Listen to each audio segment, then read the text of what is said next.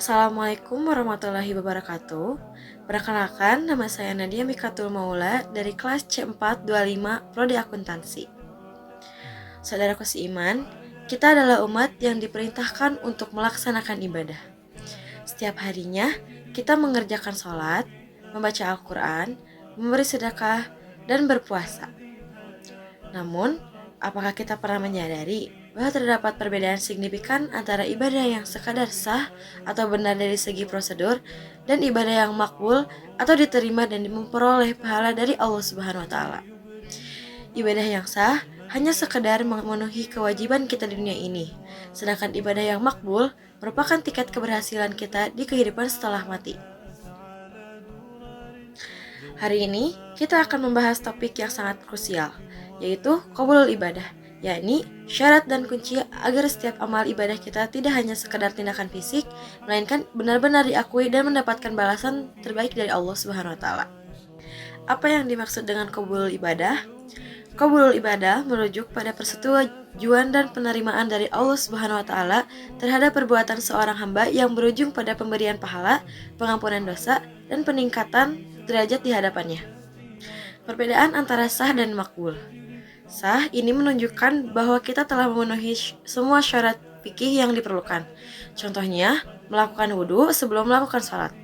Makbul artinya diterima, ini berkaitan dengan akses batiniah dan keikhlasan.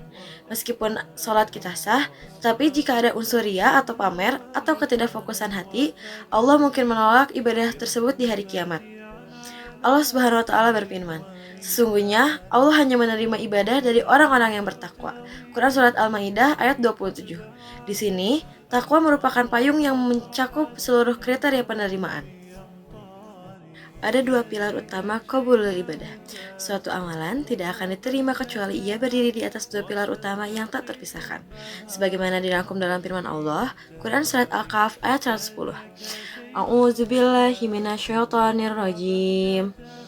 Qul innama ana basyarum mithlukum yuha ilayya annama ilahukum ilahu wahid. Faman kana yarju liqa'a rabbih falyamal amalan shalihan wa la yusyrik bi ibadati rabbih ahada.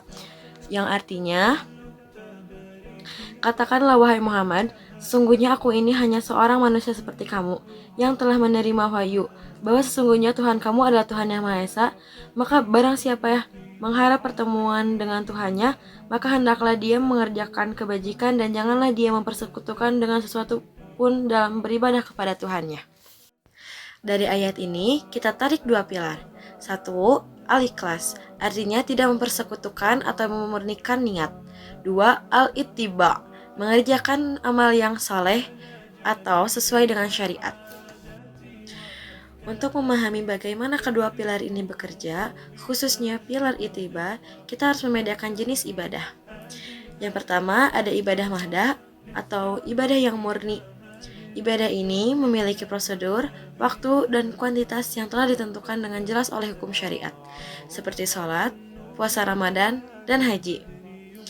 Penerapan ittiba bersifat tetap dan tidak bisa diubah. Kita harus sepenuhnya mengikuti ajaran Rasulullah SAW. Melakukan inovasi atau bid'ah dalam ibadah mahdah dapat mengakibatkan penolakan terhadap amalan tersebut. Contohnya, menambah rakaat dalam sholat wajib atau puasa pada hari yang dilarang. Yang kedua, ada ibadah ghairu mahdah atau umum. Ini mencakup semua amal baik yang dilakukan dengan niat tulus, yang secara umum belum ditetapkan prosedurnya oleh syariat, seperti mencari ilmu, bekerja untuk mendapatkan penghasilan yang halal, membantu sesama. Penerapan ittiba, aturannya lebih fleksibel. Selama amal tersebut tidak bertentangan dengan prinsip syariat, tidak mencuri, tidak melakukan penipuan dan sebagainya, dan memiliki niat yang tulus, maka itu dianggap sebagai ibadah yang mungkin diterima. Kesimpulannya, niat ikhlas adalah hal yang wajib untuk keduanya. Namun, kewajiban untuk mengikuti tata cara Nabi atau ittiba jauh lebih ketat dan terperinci dalam ibadah mahdah. Ada dalil pendukung yang pertama, yaitu surat Az-Zumar ayat 2 yang artinya, sesungguhnya kami menurunkan kepadamu kitab Al-Quran dengan membawa kebenaran. Maka sembahlah Allah dengan mengikhlaskan ketaatan kepadanya. Kita analisis pilar yang pertama, yaitu al-ikhlas. Ikhlas adalah ruh dari ibadah. Tanpa ikhlas, ibadah kita hanyalah topeng tanpa makna. Ikhlas hanya bisa lahir dari hati yang mengenal keagungan Allah. Adapun pembatal keikhlasan, 3 penyakit hati utama yang dapat merusak keikhlasan. Yang pertama itu ar-riya atau pamer, melaksanakan ibadah hanya untuk mendapatkan perhatian dan pujian dari orang lain. Yang kedua itu as-sum'ah atau mencari ketenaran, melakukan ibadah kemudian menceritakan tindakan tersebut agar orang lain mendengar dan memberikan pujian. Yang ketiga itu al-ujub atau artinya bangga diri, merasa terkesan dan angkuh terhadap amal yang telah dilakukan sendiri. Ibadah yang diterima adalah yang dilakukan secara sembunyi-sembunyi, tetapi memiliki dampak yang nyata dalam upaya meningkatkan diri. Kita analisis pilar yang kedua, yaitu al-ittiba. Setelah niat kita murni atau ikhlas, cara kita beramal haruslah sesuai dengan ajaran yang dibawa oleh Rasulullah SAW. Allah telah menetapkan cara terbaik dan kita diperintahkan untuk mencontohnya. Dalil pendukungnya surat An-Nisa ayat 80, yang artinya, barang siapa yang menaati Rasulullah SAW, maka sesungguhnya ia telah menaati Allah. Dan barang siapa yang berpaling dari ketaatan itu, maka kami tidak mengutusmu untuk menjadi pemelihara bagi mereka. Ketaatan kepada Rasulullah SAW adalah manifestasi ittiba, ibadah mahdah yang tidak sesuai tuntutan Nabi, meskipun dengan niat ikhlas dapat tertolak.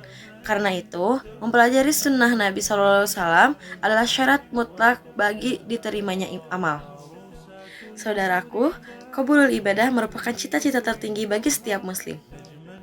Agar amal kita diterima, penting bagi kita untuk selalu merenung dan mengevaluasi diri. Dengan cara yang satu, apakah motivasi saya benar-benar semata-mata untuk Allah? Yang kedua, apakah metode ibadah saya terutama yang mahdah sudah sesuai dengan ajaran Nabi? Yang ketiga, apakah semua sumber yang saya gunakan untuk beribadah ini berasal dari hal yang halal? Usahakanlah agar hidup Anda jadi usaha yang tak henti-hentinya untuk memperbaiki ketiga aspek ini. Semoga Allah Subhanahu wa taala menerima segala amal baik kita dan menjadikan kita bagian dari golongan hamba yang ibadahnya diterima. Wassalamualaikum warahmatullahi wabarakatuh.